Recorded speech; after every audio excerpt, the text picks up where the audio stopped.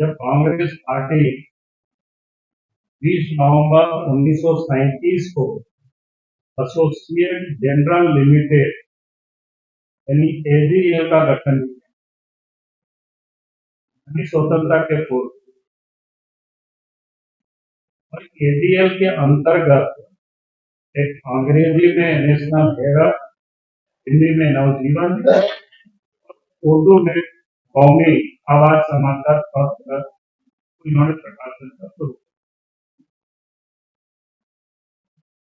और एजीएल की जो मालिकाना हक कोई उस समय नेहरू नहीं थे, जवाहरलाल नेहरू नहीं थे, बल्कि उस समय के 5000 स्वतंत्रता सेनानी उसके शेयर होल्डर जो अखबार का जो प्रकाशन करते हैं।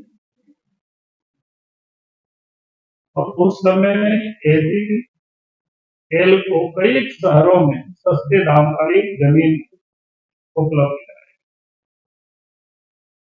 क्योंकि बिजनेस का नहीं था, ये काम करना था, यदि उस पर्पस के लिए जमीन उनको उपलब्ध।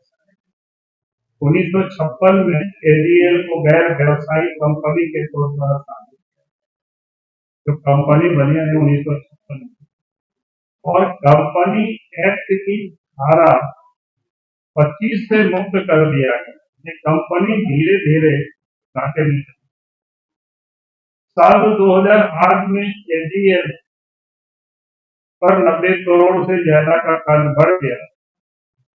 एजीएल ने फैसला किया कि अब समाचार पत्रों का प्रकाशन नहीं किया, अखबारों का प्रकाशन उसको बंद किया गया इस प्रकार की, और प्रॉपर्टी के बिजनेस में कंपनी उतर जाती है। और फिर 2010 में सोनिया राहुल की एंट्री होती है। एजीएल के 1057 शेयर धारक थे, और उस समय हमें इसी वर्ष 5 लाख रुपया से कांग्रेस ने यंग इंडिया लिमिटेड कंपनी। हमें ये समझने का विषय है कि 5 लाख रुपया में कांग्रेस ने यंग इंडिया लिमिटेड एक कंपनी बनाई, और इसमें तत्कालीन जो कांग्रेस पार्टी के महासचिव राहुल गांधी को डायरेक्टर के रूप में शामिल किया। कंपनी में 76% हिस्सा राहुल गांधी और सोनिया गांधी उनके मां के पास 36% रखी गई। शेष जो 24% तक कांग्रेस के शेष नेता जैसे मोतीलाल वोरा जहाँ को नहीं है, ऑस्कर फर्नांडिस, इन लोगों को इस प्रकार के 10-10 रुपया के 9 करोड़ शेयर यानी यंग इंडिया लिमिटेड को दे दिया, और इसके बदले में यंग इंडियन को कांग्रेस का लोन चुकाना था 9 करोड़ शेयर के साथ।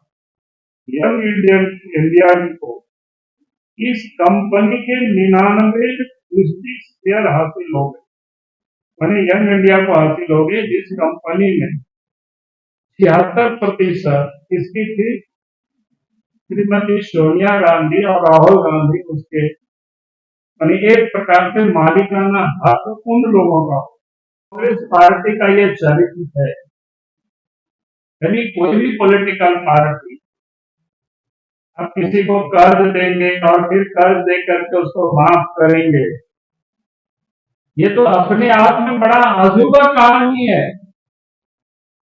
यानी किस प्रकार से प्रॉपर्टी को लूटने का और हस्तगत करने का जो प्रयास किया है वो किसी से छुपा हुआ नहीं। अभी जो प्रवर्तन निदेशालय जो काम देख रहे हैं सारे मामले को, उसमें भी आप सबको पता होगा, अखबारों में भी आ रहा है, टेलीविजन डिबेट में भी आ रहा है।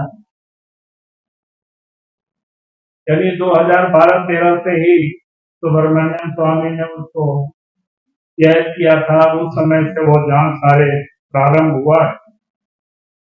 ये जो पूरे खेल कांग्रेस पार्टी की है लूटने की, सरकारी और बाकी संपत्ति को हड़पने की है, तो ये किसी से छुपा हुआ नहीं, इससे साफ दिखता है आईने की तरह। भाई आप कह रहे हैं हम निर्दोष हैं, तो फिर जमीन पर लड़ाइए, कोर्ट में लड़िए।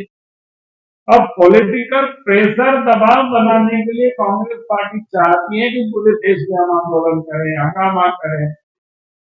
जैसे अभी आप देख रहे होंगे ना, क्या है अभी जो कानून बना है वक्फ बोर्ड का, वक्फ एक्ट जो बना है वो भी क्या है। यदि इस प्रकार से ये लोग लूटने, और वो सारे लुटेरे लोग एक साथ मिल करके देश में हंगामा करो, आंदोलन करो। भाई आंदोलन करना तो हर किसी का राइट है, कोई उसको छीन नहीं सकता है, लेकिन आंदोलन ऐसा करो। भाई इसको क्या बोलते हैं, गांव घरों में कहता है ना, चोरी भी और सीना चोरी। यानी ये लोग कानून को धरता बता करके संपत्ति को लूट रहे हैं। अगर आपको लगता है कि हमने कोई गलत नहीं किया है, तो फिर कांग्रेस पार्टी को सड़कों पर जुलूस निकालने की क्या जरूरत है, अदालत में लड़ाई लड़ते हैं।